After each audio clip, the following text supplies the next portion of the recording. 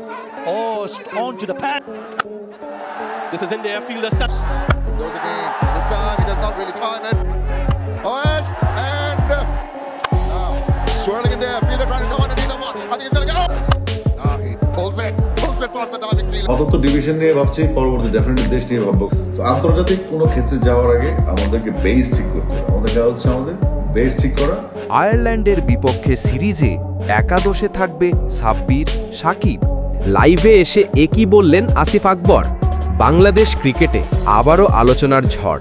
West ইন্ডিজের বিপক্ষে white ওয়াশের পর আসছে বড় পরিবর্তনের আভাস। আয়ারল্যান্ড সিরিজে দেখা যেতে পারে সাব্বির রহমান ও সাকিব আল হাসানকে একই একাদশে। আর এই খবর নিশ্চিত করেছেন বাংলাদেশ দলের পরিচালক আসিফ আকবর।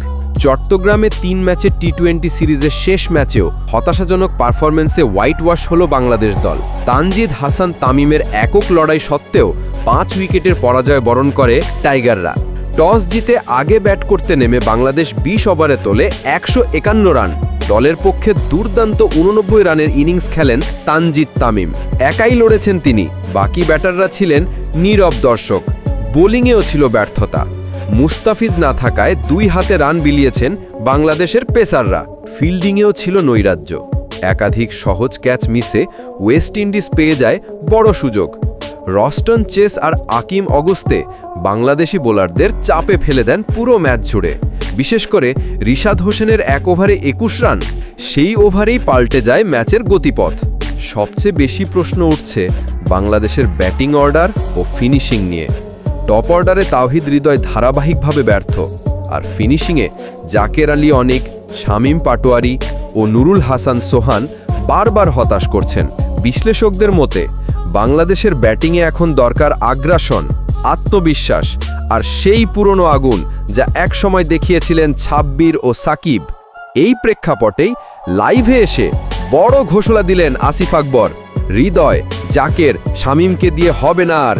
এখন দলে দরকার অভিজ্ঞতা, আগ্রাসন আর ইম্প্যাক্ট প্লেয়ার। তাই আমি চাই সাব্বির রহমান আর সাকিব আল হাসানকে ফিরিয়ে আনা হোক আয়ারল্যান্ড সিরিজের একাদশে। হ্যাঁ, শুনেছেন ঠিকই, আয়ারল্যান্ডের বিপক্ষে দেখা যেতে পারে সাব্বির সাকিব জুটি। 2 প্রজন্মের 2 আগ্রাসী ক্রিকেটার একসঙ্গে টাইগারদের নতুন করে জাগাতে আসছেন। বাংলাদেশ দলের ব্যাটিং লাইন আপে অভিজ্ঞতা আর আক্রমণাত্মক মানসিকতা ফেরাতে সাব্বির সাকিব জুটি হতে পারে সেই টার্নিং পয়েন্ট। এখন প্রশ্ন একটাই, জমবে খেলা? ক্রিকেট প্রেমীদের চোখ এখন সেদিকেই। আয়ারল্যান্ড সিরিজে সাব্বির সাকিব কি ফিরিয়ে আনবেন বাংলাদেশের হারানো আগুন?